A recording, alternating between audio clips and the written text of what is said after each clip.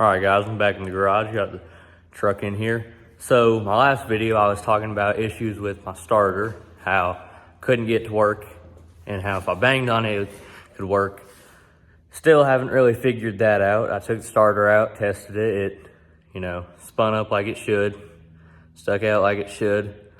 I was like, oh well, I put it back in, and it's worked ever since. Cranked every time. Been fine, but I got it to drive a little bit. Could only get up to about 30 miles an hour. And if I floored it, it would slip. You had to really ease into getting on the gas.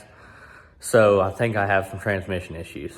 What makes me say that is I just pulled this, and now for reference, I pulled this like about a month ago and cleaned all this stuff out, because it was about like this last time, all this sludge and stuff in here.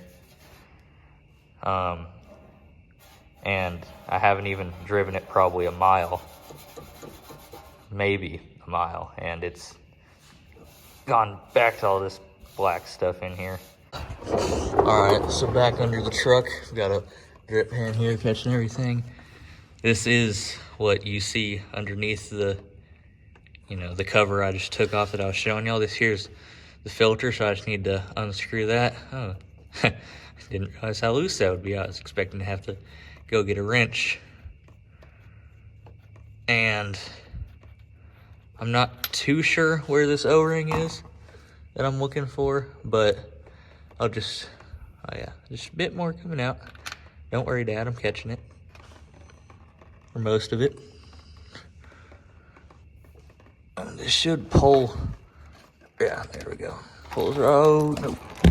Oh, there we go. Now we're catching all of it.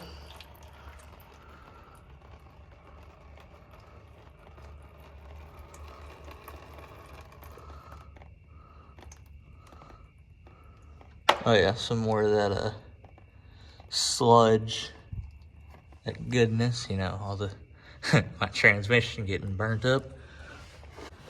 Now, okay, it's got the O-ring down there connecting it, the seal, whatever you want to call it. And right there, it doesn't have one, but I don't know if it's supposed to, and there might be one up in the hull. Let me see, I just hope it doesn't drip on my camera. Oh, never mind, I'm gonna check back on this later. All right, so up here where you can get a better look at it, you can see it's got all that black sludge, probably clutch material or other transmission material. Probably shouldn't be that much. Filter, can't really tell if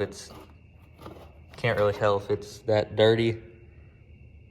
I mean, probably shouldn't be that dirty if it's just replaced. But a lot of things about this truck shouldn't be the way it is. That's just the way things are. All right, so here's the pan from the bottom of the transmission. I pulled it earlier, I cleaned it out. There was a bunch of black material in there, I think clutch material that had worn down, but there was quite a bit of it, which I wasn't too fond of, especially considering I had cleaned it out like a month ago and replaced the filter. One of the things I had read online was that it could be this O-ring missing and it's sucking up air. But obviously that O-ring's there, and the other O-ring that connects it up into the transmission is there. So it's not a problem with the filter being attached. I think is a bigger problem with the transmission. But on to some good news. I was able to get all the power steering lines replaced. So there's no more power steering fluid leak, but I do have a brake leak. Let me show y'all in here. It's the master cylinder. So I've refilled this just the other day. Now, that front one is bone dry pretty much. Now I don't really know if this goes to the front or the back. And right here is where it's leaking out. You can see where it looks more wet on the inside of the frame right there. Brake line runs, and it's just shooting fluid out every time you press on it. So I'm probably gonna have to replace that. All right, so I got my transmission out, and that's it right there. Got it on the toolbox, got the catch pan, catch any main oil in there. I'm about to start taking it apart. I haven't yet decided if I'm gonna rebuild it or if I'm gonna pay someone to rebuild it. I would like to rebuild it myself. I'd also like to, have the assurance of a professional doing it, because I am by no means a professional.